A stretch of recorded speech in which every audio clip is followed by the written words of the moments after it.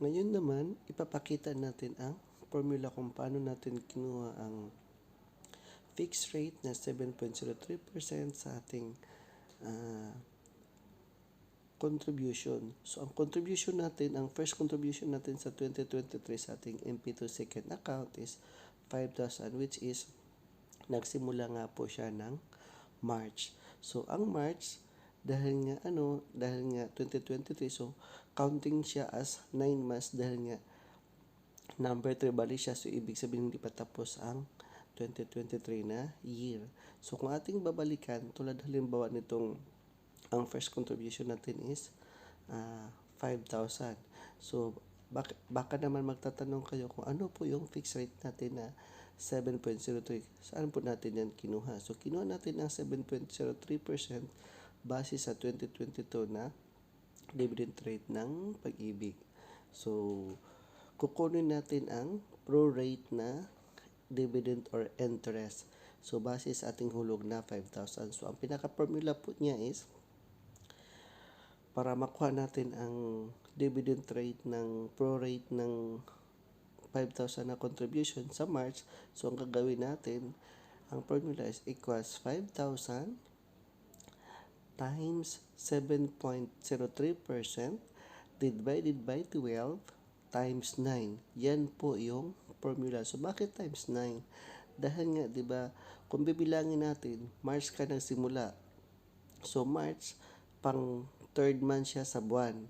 Ngayon, dahil March tayo nagkuhulog, sa March tayo nakapag-open ng account, so bibilangin natin siya hanggang December. So, March to December, that is 9 months. Dahil nga, monthly ang ating pagbibigay ng dividend rate, kaya sinasabing pro rate. So, kung hindi na natin huhulugan, so yan na yung talaga ang ating ikakalculate after 1 year. So, after 1 year, yan po yung bibigyan natin ng dividend rate. Kung yearly ang ating pag-uusapan, pero ang ating dinidiscuss ngayon is, which is pro-rate. So, ang pro-rate kasi is monthly dividend rate. So, yun ang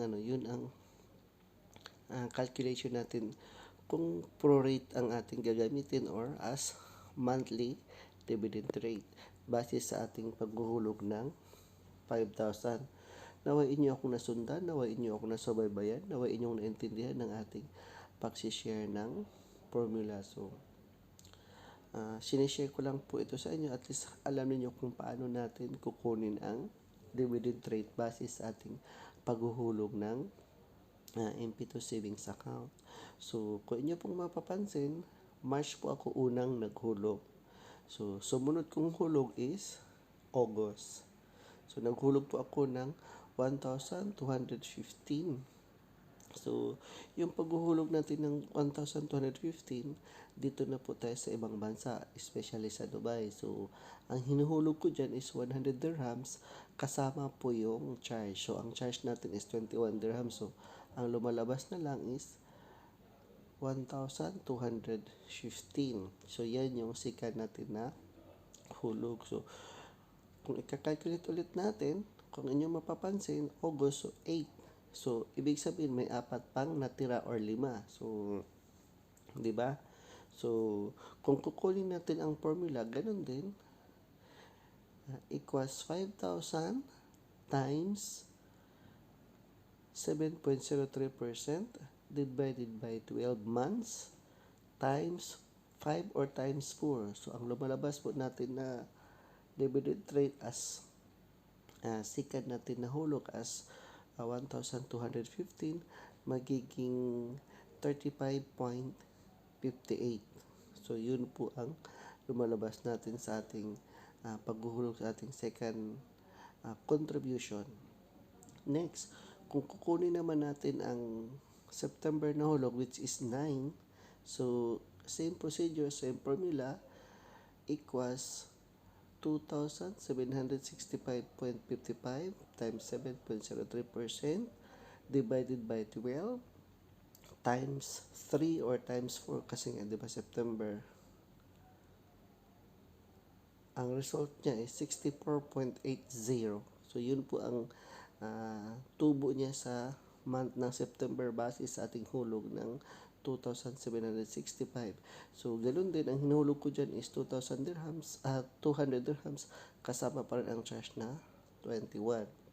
Ngayon, noong November 15, 2023, nakapaghulog po tayo ng 29,922.48. So, November po siya. So, 2 buwan na lang. So, ang gagawin natin, ganun pa rin ang formula, equals 29,922.48 times 7.03% divided by 12 times 2. Bakit times 2? Kasi nga, 2 buwan na lang ang bilang, matatapos na ang 2023. So, ang result niya is 350.59. Ngayon, ang total dividend value niya sa ating contribution sa apat na tinahulog, pagsama-samahan natin. Ang gagawin natin equals March, August, September, and November. Thank you for watching. Stay safe, God bless, and bye-bye.